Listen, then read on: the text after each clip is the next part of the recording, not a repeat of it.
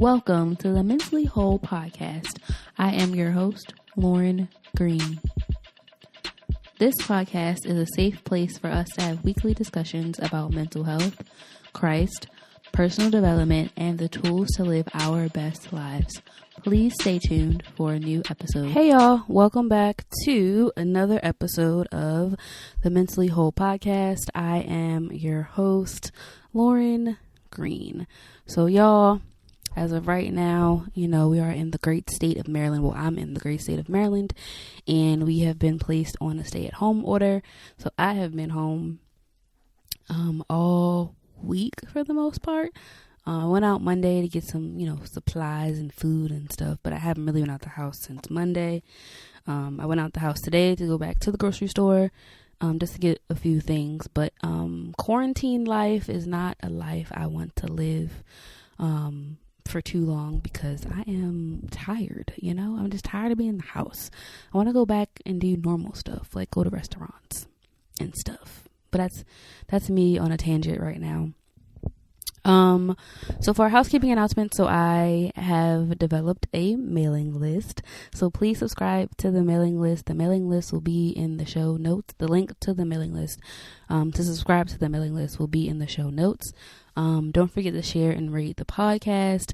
And if you are a new listener, please catch up on all, but this is episode 27. So catch up on all 27 episodes of the podcast. Right?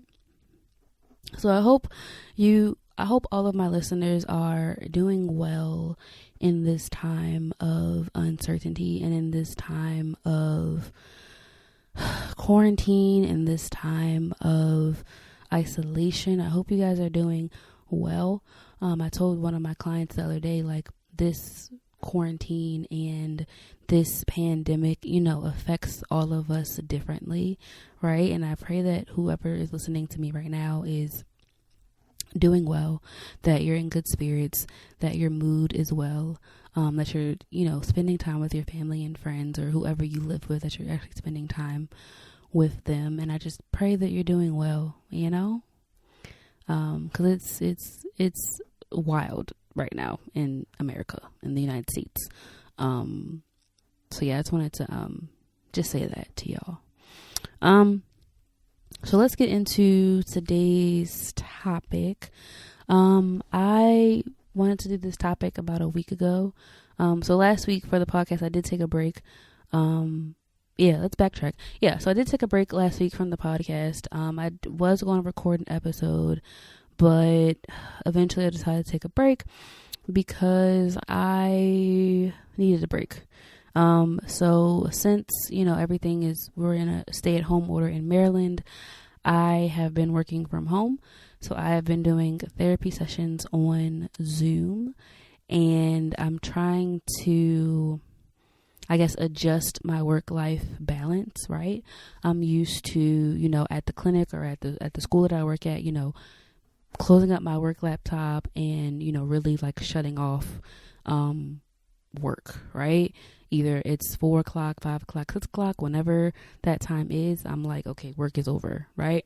And so now I'm in this space where I'm working from home. So I'm either at, my desk in my room, or I'm downstairs in the kitchen, on the kitchen table, having sessions. And, it's been an adjustment to, stick to the hard times of like, okay, after 5, no more work, or after 6, no more work. It's been a lot to adjust to, in a short period of time. So that's why I took a mini break last week, right? Yeah. So let's get into the discussion of the day. I don't want this to be like a long episode either. So today we are talking about distractions.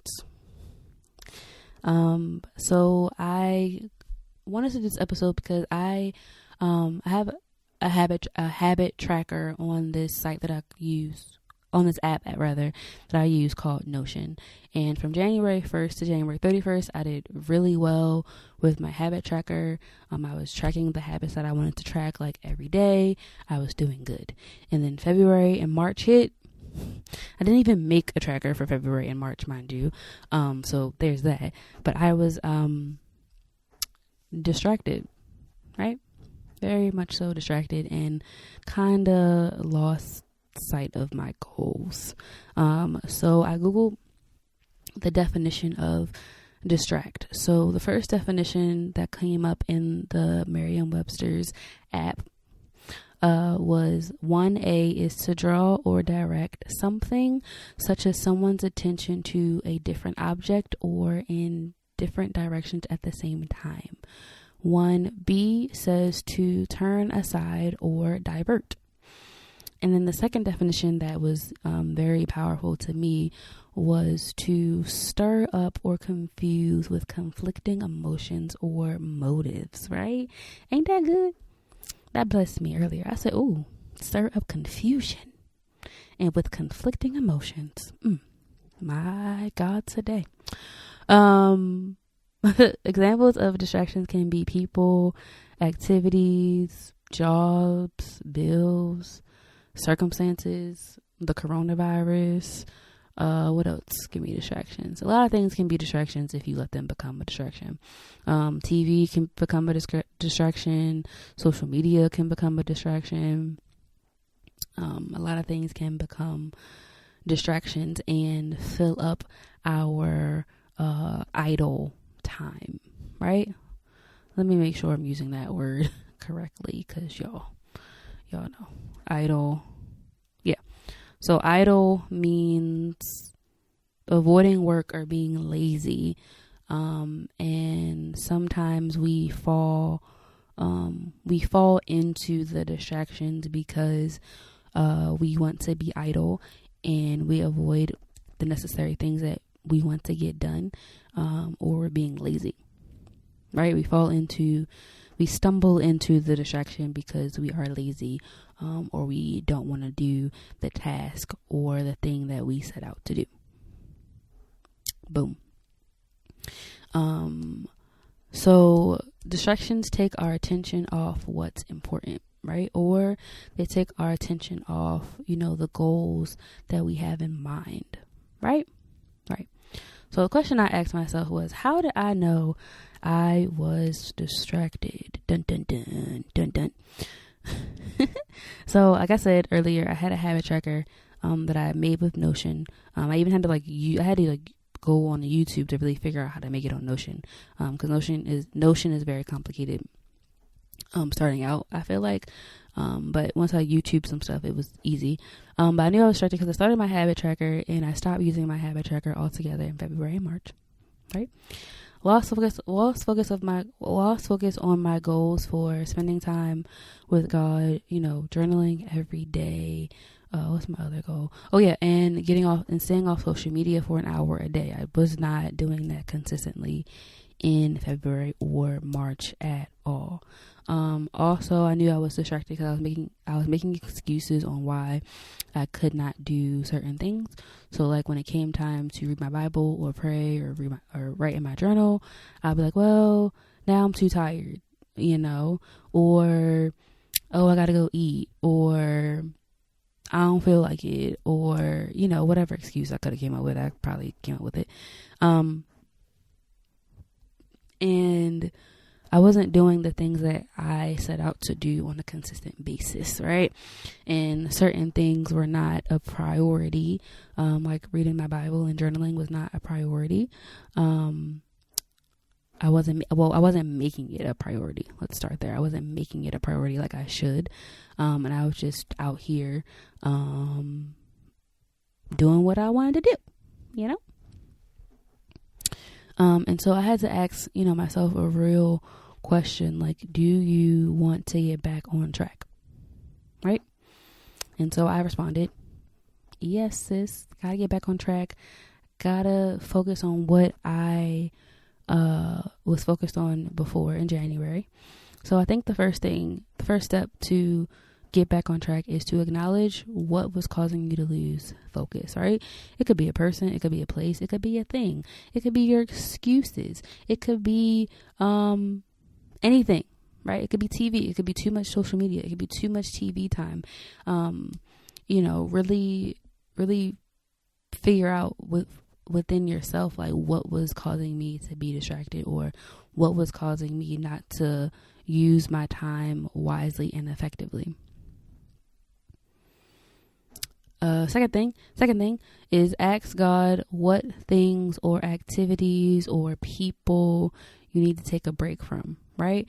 So the whole point of me having the goal of no social media for an hour a day was to, like, be more in the moment with certain things. If I'm reading my Bible, I shouldn't be scrolling on my phone on the other hand, right? So, and really, I wanted to take time off of social media because it was like a really bad habit. Like, I'm just scrolling for hours, and iPhones are disrespectful because they have the screen time app. Well, the screen time, not an app really, but the screen time setting on your phone. So the thing reports to you, what you're doing on your phone. It tells you the hours, the minutes, the different categories of, oh, you spend this much time on books and this much time on entertainment and this much time on social media. And I looked at that and I was just like, ooh, this is a bad habit, sis. Like, we gotta cut this out, like ASAP, like right now. So yeah, also ask God of like the other things that you need to take a break from. Because sometimes it might be a break from a person. It could be a break from a certain activity that's taking up your time. Third thing, start taking small steps toward your goals, right? So in life, not everybody is consistent 24/7, 365 or 366 if it's a leap year, which is this year. So we all fall off the horse. We all struggle with consistency. But when you fall off, get back up on that horse again and, do it again, start over, just take small steps again towards your goals, right?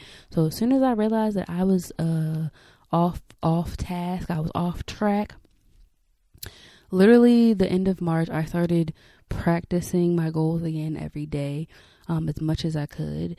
And I made a habit tracker for April 1st through June 30th. I have to just fill in the June and July. No, I have to fill in the May and June parts of the habit tracker, but I made one for April 1st. So I started taking those small steps toward my goals. The next thing is make a decision to get back on track, right? It's one thing to acknowledge the fact that you're distracted and off focus, but it's another thing to actually say, hey, I'm going to get back on track. And that could be with anything in your life. Like, it could be a relationship.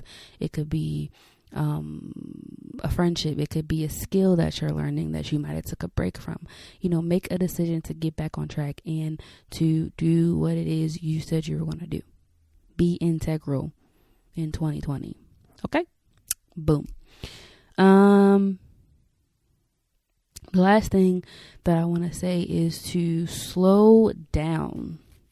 Right? The good thing about this quarantine, self-isolation, time, season, moment we're having in the world is that we have the opportunity to slow down, right? Slow down. I just want to, oh, sorry, y'all. I really thought about that song just now. Slow down. Remember that song by Bobby Valentine? I just want to get to know you, but don't turn around. Okay, y'all, I got real lit. Okay, yeah, but slow down. Since we're in this quarantine life, I really noticed that a lot of things are vying for our attention at once. Social media, relationships, friendships, are vying for our attention at once. It's important to take this time to really slow down, right? And remember, like, what's important. Remember your goals you set January 1st or even before January 1st, right? Just take the moment, just take this time to slow down and put things in perspective, right? Put things in perspective. I remember my church we had 7 days of prayer. So we had a week of prayer. And one of the first things that my apostle said that we prayed for was first things first.